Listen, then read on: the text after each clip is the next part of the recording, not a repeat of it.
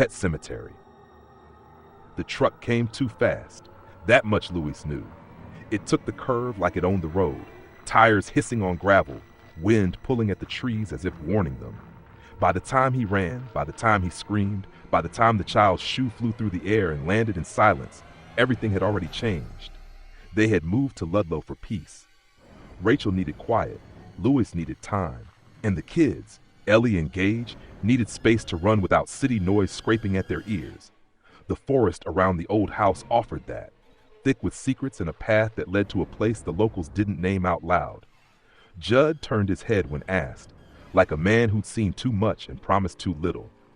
It was Ellie who found the trail first, a worn line of dirt, lined with deadfall and silence, ending in a place where pets rested beneath handmade markers. The neighborhood kids had made a ritual of it, masks, songs, a solemn parade. Rachel said it was strange. Judd called it normal. Louis didn't argue. He should have. Church, Ellie's cat, came back wrong. The cat moved differently, looked at them longer than it should have, stared at corners like something watched it back. The smell never left it. When Louis asked Judd, the old man paused, then poured another drink. There was another place, he said, past the pet cemetery, a place older than time and deeper than grief. The day Gage died, Rachel shattered. The house went quiet except for the sobs and the sound of clocks that wouldn't stop ticking. Louis sat alone that night, a glass of something in his hand and his fingers resting on the map Judd had drawn. He left before dawn, shovel in hand, walking past the stones, past the fence, into the place Judd had warned him about with silence. He dug with trembling arms, sweat streaking down his face, and carried his son's body through the fog. He didn't speak, didn't cry. He laid the boy down and covered him, the dirt heavier than it had any right to be. Then he waited. Days passed. Rachel took Ellie to her parents. Louis stayed behind, watching the hallway, waiting for a knock that didn't belong. When Gage came back, the door creaked once. That was all. Louis found him in the kitchen, small feet black with mud, eyes too wide, head tilting in jerks like a marionette whose strings had been yanked one too many times. He tried to hold him, to cradle him like before, but the boy pulled back, teeth clenched, voice low and cold. Something else had returned, wearing his son's skin. Judd tried to help. He brought a lighter, a knife, and the look of a man who had already failed once. But Gage was waiting, in the dark, on the stairs, and he moved fast, too fast.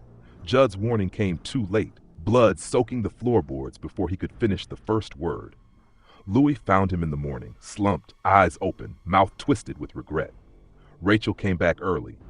Ellie had a nightmare and begged to return. When Rachel walked into the house, the silence greeted her like an old friend. She called out. No answer. Upstairs, a laugh, too small, too bright. Gage stood at the end of the hall, holding a scalpel in hands that trembled with purpose. Louis reached her just as the scream tore through the house. He buried them side by side that night. The rain poured, but he didn't flinch. He whispered nothing, just dug and dug. The next morning he waited by the stove, 1 cup of coffee steaming. Then footsteps. Behind him, light, a hand touched his shoulder. He smiled without turning. Later, Ellie's voice was heard by a neighbor through the open window, a song about goodbyes, her tone flat, her words half remembered. The neighbor didn't stop to listen, just walked faster, past the trees, past the signs, back to a place where normal still meant something.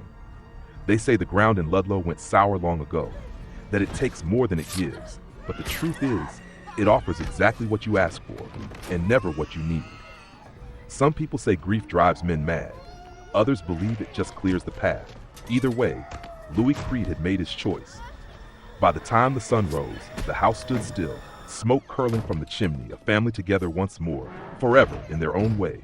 And down the path, beyond the trees, the earth waited, patient, open, knowing someone else would come, soon.